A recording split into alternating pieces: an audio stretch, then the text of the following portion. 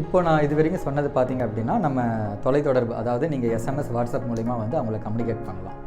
இப்போ சில பப்ளிக் வந்து நம்மக்கிட்ட நேரிலே வருவாங்க. அவங்களுக்கு சில குறைகள் இருக்கும். அதை நம்மளை நம்பி வந்து நம்மக்கிட்ட அப்ரோச் பண்ணுவாங்க.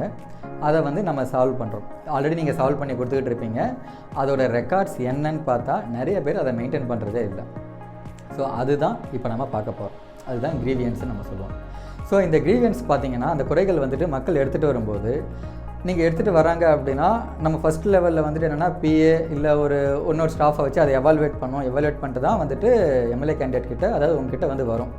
ஸோ இதுக்கு நடுவில் இவ்வளோ ப்ராசஸ் இருக்கும்போது, நீங்கள் அதை தாண்டி இன்னொரு ப்ராசஸ் வந்து டிஜிட்டல். இது எப்படின்னா, உங்களுக்கு செக்யூரிட்டி லெவல்லையும் யூஸ்ஃபுல்லாக இருக்கும், உங்களை அடுத்த லெவல் கொண்டு போகிறதுக்கும் இது வந்து ஹெல்ப்ஃபுல்லாக இருக்கும்.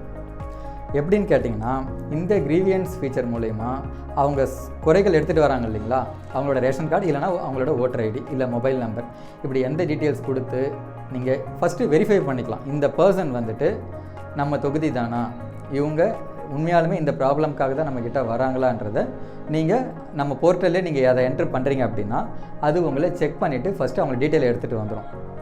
ஒரே செகண்டில் எடுத்துகிட்டு வந்து அவங்களோட பேர், அவங்களோட குடும்பத் தலைவர் ஃபோட்டோ எல்லாமே உங்களுக்கு காமிச்சிடும்.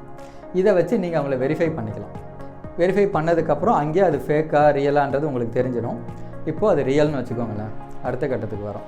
அவங்களோட குறைகள் என்னென்ன, இது எத்தனை நாளாக இருக்குது, எப்போ அவங்க வந்து சால்வ் ஆகும்னு எதிர்பார்க்குறாங்க, நம்மளால் எப்போ அதை சால்வ் பண்ண முடியுன்ற டேட்டா கொடுக்குறோம், இப்படின்றது டீட்டெயில்ஸ் எல்லாமே நீங்கள் டிஜிட்டலாக வந்து அதை என்ட்ரு பண்ணுறீங்க. எப்படியும் இதெல்லாம் ஹேண்டில் பண்ணுறதுக்கு ஒரு பர்சன் வச்சுருப்பீங்க இல்லையா, அதை வந்து டிஜிட்டலாக மாற்றுறதுக்கு அவங்களுக்கு கைட் பண்ணுங்கள். இது ஈஸியாக தான் இருக்கும்.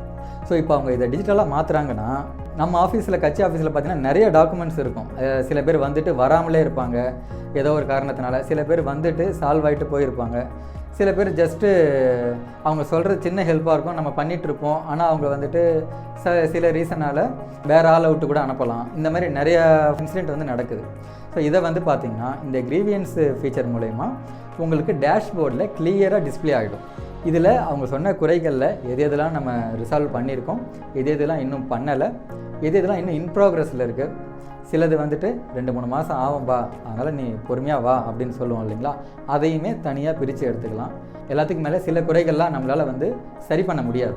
ஸோ அதை வந்து சரி பண்ண முடியாத ஒரு லிஸ்ட்டில் வந்து போட்டுப்போம். ஸோ இந்த மாதிரி எல்லாமே தனித்தனியாக இருக்கிறதுனால உங்களுக்கு பார்க்கும்போதே தெளிவாக தெரியும், நம்ம இந்த ஒரு மாதத்தில் எத்தனை பேர் நம்மளை நோக்கி வந்திருக்காங்க, அதில் நம்ம எத்தனை பேருக்கு அவங்களுக்கான தேவைகளை நம்ம பூர்த்தி செஞ்சுருக்கோம் அப்படின்னு சொல்லிட்டு.